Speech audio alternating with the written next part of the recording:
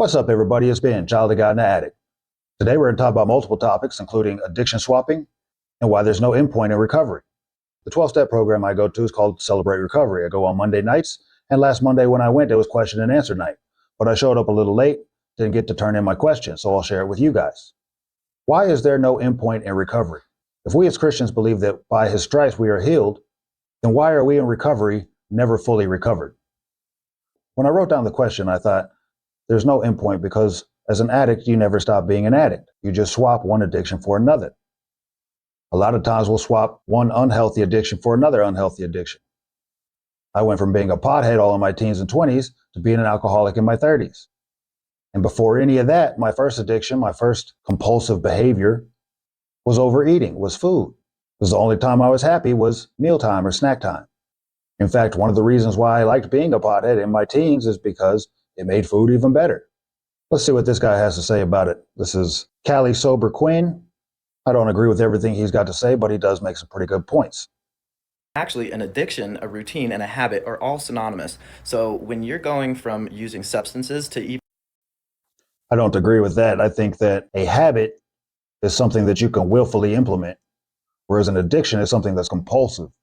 It's a habit, but it's not a habit you have control over.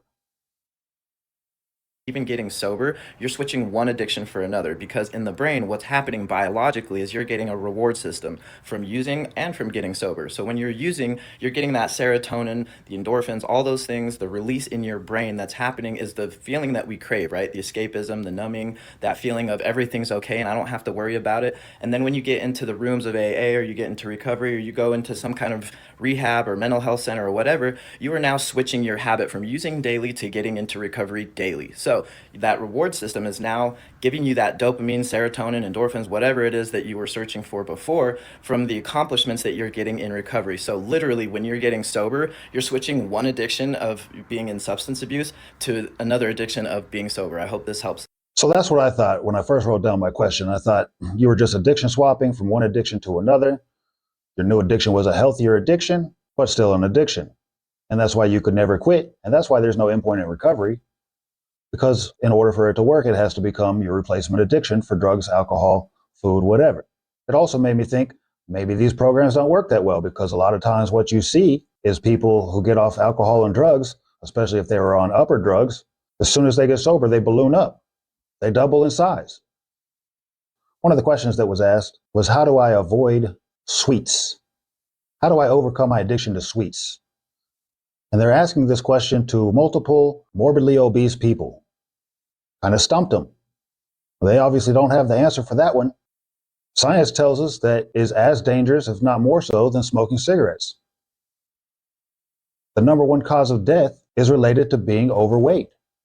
Heart disease, diabetes, another thing that's related to being overweight, is in the top 3 causes of death. But somehow we just let that one slide.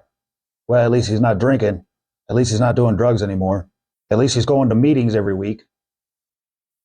And I don't think that's enough. I don't think it's enough just to stop doing the bad things.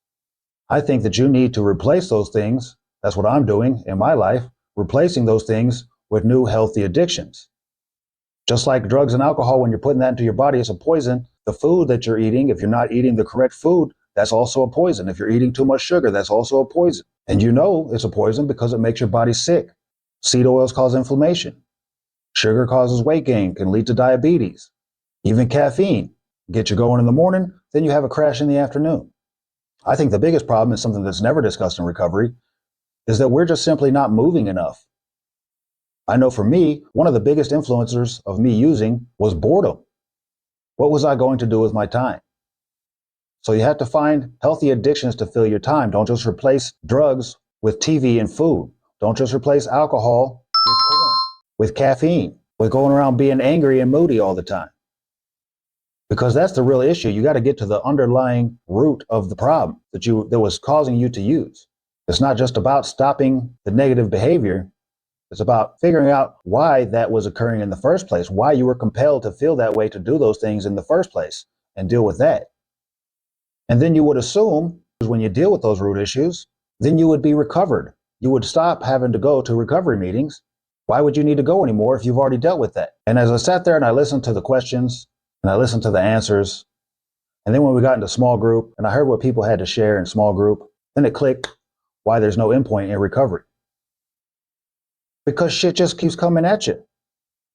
It's not like you break your leg and then you got to rest it up for a while. You got to use crutches for a while. Or maybe you get hurt real bad. You got to roll around in a wheelchair for a while, but eventually you're going to be better. You're going to get up. You're going to walk again. It's not like that at all. It's like every morning you wake up and get punched in the mouth or kicked in the nuts. And that's never going to stop happening. That's why you don't get to stop going to meetings. That's why you never get fully recovered in recovery. Because every time you think everything's going all right, bam, here it comes again. I have to stay focused and keep my mind in the right place. And part of doing that is going to meetings. Part of doing that is getting up and doing some exercise every day. A lot of days I wake up, I don't feel like doing shit. I especially don't feel like getting a workout in. But I find that when I go do a little just light half-hour workout, get my blood flowing, then that gets me motivated to do the other things that I'm supposed to be doing. One of the things he talked about in this video is setting up new systems for that dopamine release, for that serotonin, for those endorphins.